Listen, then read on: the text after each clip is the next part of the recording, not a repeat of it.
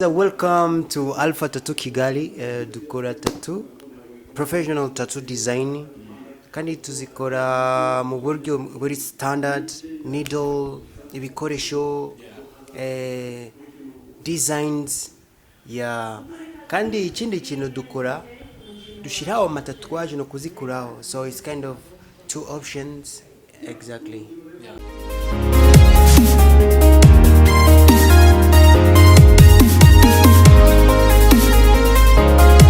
Yes, reka nongere mbahe ikaze kuri Zara Magazine nk'ibisanzwe tugenda tuganira n'abantu batandukanye kuri gahunda zabo, akazi kabo ndetse na kariyeri yabo.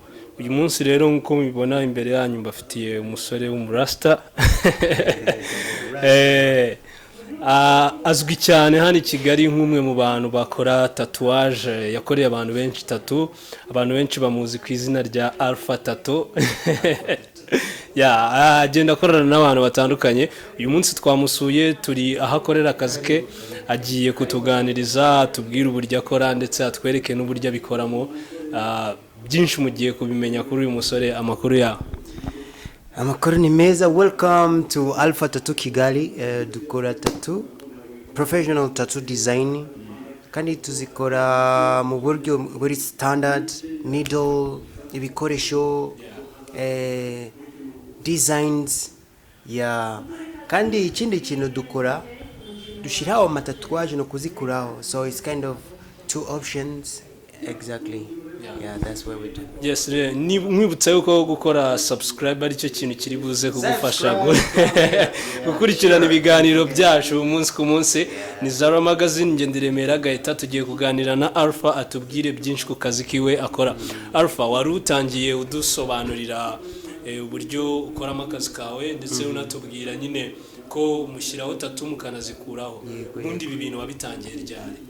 Okay, ibyo bintu nabitangiye was kind of in 2013 because I went in Dubai for a training, working. I had working visa.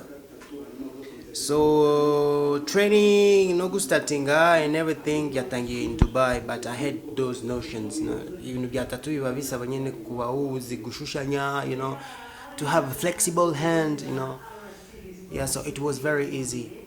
So when in 2014, 2015, I came back home in Bujumbura just to open my shop. Nagize amahirwe yo gutangira properly because byari giye nyene urusaku ibintu bya you know what happened in Bujumbura actually. So the plan was cancelled. I came here in Rwanda just to kushakisha ahantu hatekanye nyene kureba nimba ubuzima bwakomeza. It was 2015 April, May and something like that. Yeah, so I started very small, kind of. I was working at home, then one customer could come and call me or could just call me. We do the tattoo. Amayishimye akabwira hundi agasharing a number. That's how it grew up. It started small and start growing up. So ngasanga fit a repertory of many customers. Yeah, at the end niyo nafashe umwanzuro, okay, let's make it more professional and open a shop. Yeah, then the shop we opened it in 2000, kind of 1 year and something. It was in 2018 by November. Yeah, that's how it started. Nibwo funguye ino shop officially. Kugeza ubu ngubu umaze gukorana n'abantu batandukanye. Mu bantu waba warashyizeho tatouage hari nk'abazwi muri entertainment industry cyangwa show business? Yes, of course. I'm more famous guys, and the thing is that I can't say the names because professional secret, you can't just publish names of your customers. Yeah, but you can visit our page on Instagram, Alpha Tattoo Kigali. Even on Google, you can Google map to see the location, Alpha Tattoo Kigali. Yeah, so you can have more that view on what we do. Kareba ukunu, kareba na touch, yeah, artist, you kareba, you can judge by yourself. Yeah, that's how we do. Abantu bashobora kubona uburyo ukoramo. Nanjye nagezanga buryo ukoramo akazi kawe biri professional. Yes, more. Ntekereza yuko bishobora kuba bihenze ku buryo atari umuntu wese wabyafoding. So ukuntu bavuga on that point bavuga good tattoos are not cheap. Kandi cheap tattoos are not good. Shobora nyene kushakisha tattoo kama cheo gasanga Kinyarwanda tattoo nziza irahenze. Tattoo nziza irahenze. Tattoo mbi irahenze. Nawe exactly. Bivuze ngo urahenda ariko ukora ibintu byiza. Nkora ibintu byiza umuntu wese akakubaza, "Wow, man, from where did you get that?" Yeah, and that's a good reaction. That's a good feedback from a customer. Yeah. Exactly. Ukoresha ibikoresho bihe ku buryo umuntu wenda utekereza ko bishobora nko kumugiraho ingaruka ashobora gushira izo mpungenge. Okay, mostly ibikoresho nkoresha biva in Germany, Netherlands and USA because we have suppliers in those countries.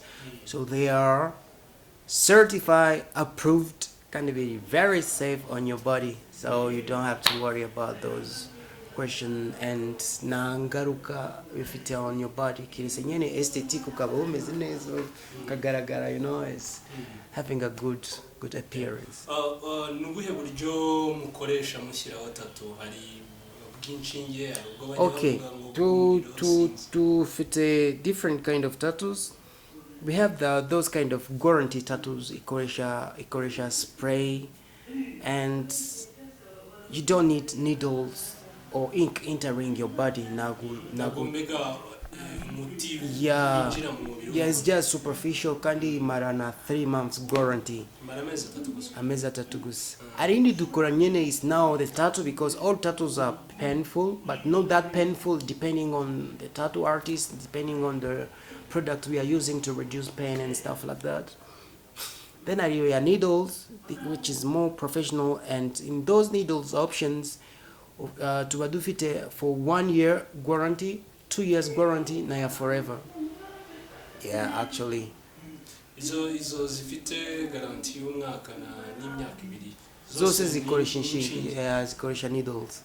Yeah, exactly. Kandi abantu batekereza yuko ziri anshinge mukoresha mushobora kuba muzikoresha ku bantu benshi bikaba byabagira ingaruka. Kuri Alpha Tattoo Kigali ntabwo dukoresha needles, one needle on many customer, means one needle, one customer, one needle.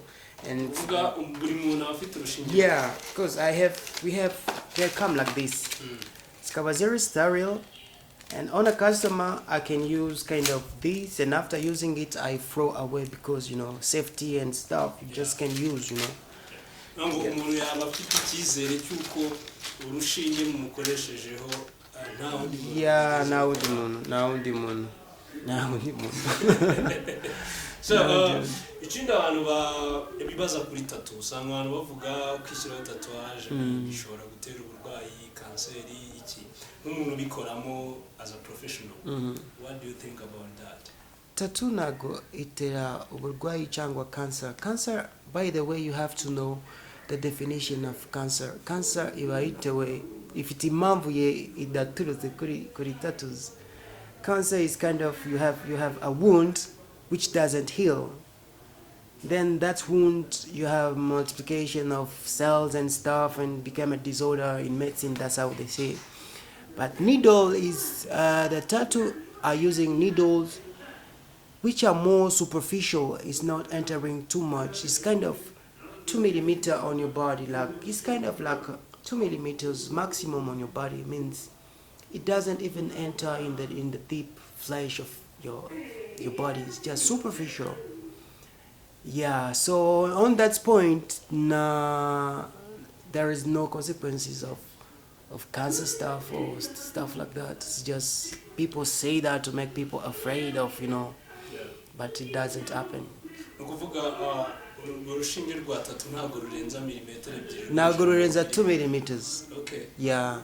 I'm telling you about 2 millimeters. Nayo biba bitewe n'umutattoo artist, because sometimes uba ufite umutattoo artist abikora nabi ugasanga yinjije inshinge too deep bikazana ama cicatrice cyangwa inkovu cyangwa, you know, it's kind of something not good to see. And wenda muri kano kazi ka waba hari nk'umuntu wenda washyizeho tattoo wenda bikamugiraho nk'ingaruka bitewe n'umubiri we wenda na kesi imwe maze kubona nyene, it's never happened. I never have those.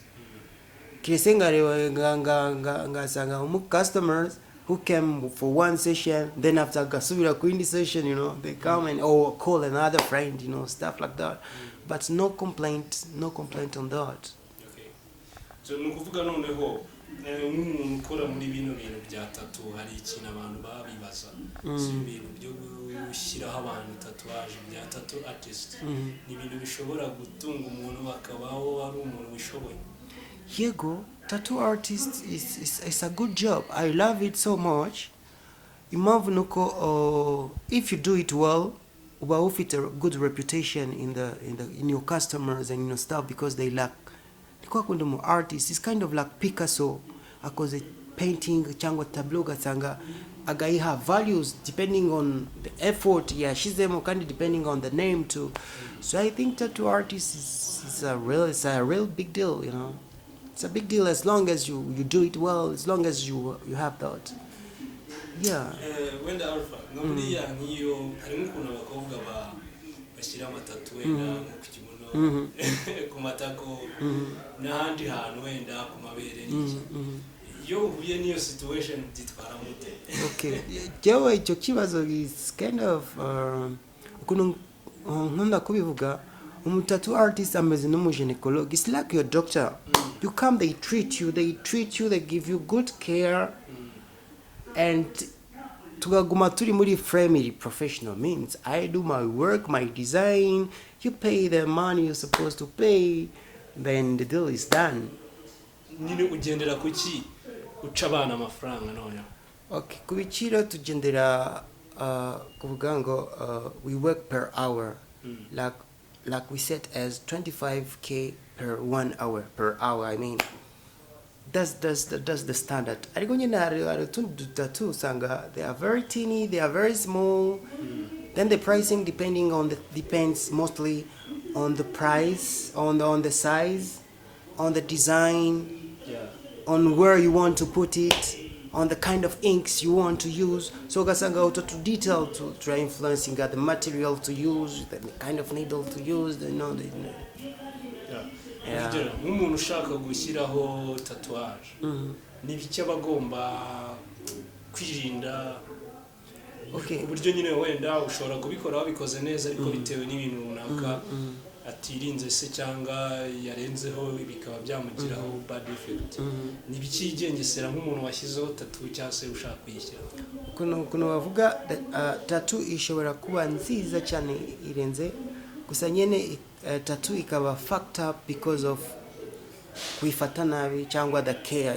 You know, there is an aftercare period. So our customer banje bose ndaba instructions to follow. Like after tattooing somebody, for the next 2 weeks you are not supposed to go to the swimming pool or you are not supposed to go to the sauna.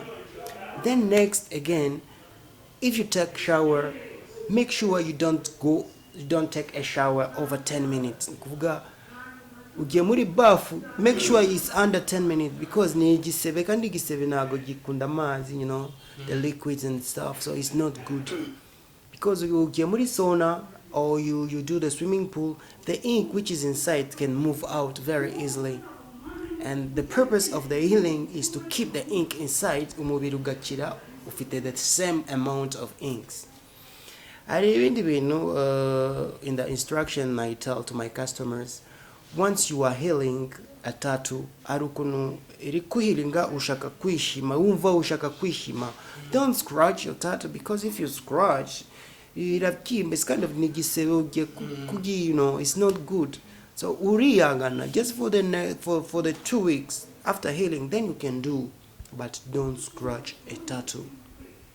These are parts of the instruction. Kandari in the instruction, and it's special aftercare pomade tugurisha hano to have a clear after, you know, after. Kandi iyo pomade ukuntu imeze ituma utumva kwishima kandi na tattoo igakira vuba. It's an aftercare tattoo.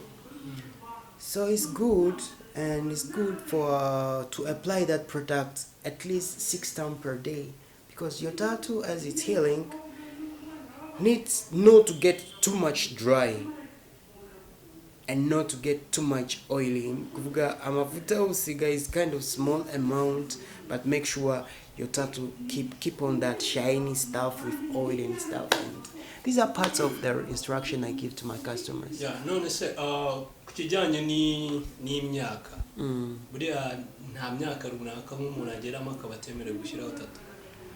Utemerewe ntabwo wemerewe gushira tattoo. You are under 18, because under 18 you still on your responsibility of your parents, and under 18 no, I don't tattoos. Not a part of responsibility and what a part of nyine umubiri uburyo umeze tuvuge na nk'umuntu w'umukecuru n'urugero. Umukecuru aremewe rwose, you know, because I remember I had a customer yari umukecuru mu mama, she was 50, 60 something like that. Nubwo afite imyaka 100 yemerewe gushyiraho tattoo. Aremewe cyane rwose, you know. Akira nk'umuntu ukiri umusore cyangwa wenda. Yeah, akira because that pomade I told you, the aftercare, ituma ukira vuba. But if you apply that, you can find out that 3 or 4 days everything is going smoothly and good. So there, yeah, of course. Okay. Yeah. So, noneho ku kintu kijyanye n'imikorere ya Alpha Tattoo Kigali, umuntu ashaka gukorana nawe yakubona gute, yagusanga cyane cyane yuko n'ahantu ukorera nabonye hishe cyane, ntabwo ari umuntu wese wapfa kuyitamenya. So ni iyihe nzira ya bugufi umuntu wenda yakubonaho atuma kugeraho? Kugira ngo contact Alpha Tattoo Kigali is very easy. Just go on Instagram, Alpha Tattoo Kigali. You have a special number you can call, even you can WhatsApp. 078859290. So you can just compose that number and ask for information, because step ya mbere kitanye na customer is just making that contacts, know what the customer need, or look for what the customer need, or we look for together, and we look for the special design you want. Or I propose you propose me, we get an agreement, we agree on the cost of the session, then we get an appointment. That's the very professional way I like to use mostly with my customers. Tugana ku musozo w'ikiganiro cyacu, wazanye n'imashini ikuraho tattoo. Ikibazo nibaza, ikuraho ziriya tattoo wenda za contract zamwe za tattoo mwaka cyangwa se niya forever yayikuraho? Okay, ukuntu ya machine ikora, it's a laser tattoo removal machine. It's the newest technology to remove tattoos. Kandi ikora really very fine. Mu buryo ink za forever irazikuraho, ink za guarantee irazikuraho, every kind of ink. Nubwo yabari ya India zinshinge zose iragikuraho neza. Because the purpose of the laser is what?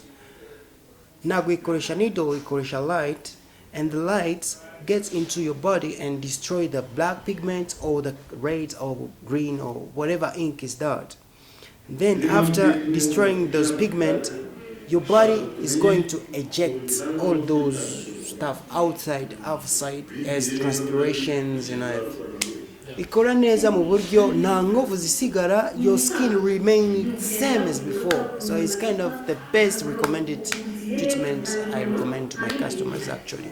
Bishobora gutwara igihe kingana iki kugira ngo tattoo ivuyeho? Okay, biba bitewe na quantity of ink ufite mu mubiri. Ari igihe wa ufite too much ink in your body, ukaba ukeneye na 5 sessions cyangwa 8 sessions. Ari ukundi kunu ushobora kuba ufite small amount of quantity of ink in your body, ukaba bikenewe just 1 session. You can find after. I have customers waje kuri removing tattoos, kasanga after 1 session you have a good result. There is no need for a second session.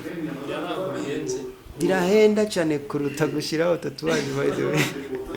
So ariko nekereza ko nko hano mu Rwanda n'abantu bake bafite ino tattoo remover, bafite nyine no machine ikuraho tatuwaje. Actually is the first machine in Kigali. Niwe gusiba? Yeah, actually. Bivuze ngo n'abakiriya niwe gusiba bafite. Yeah, actually. Yeah. Wenda ikibazo nsozereza ubundi Alpha kuri ibi bintu umusore n'umugabo bimeze bite? Okay, Alpha, ukora ibyo bintu ni umusore. I'm not married,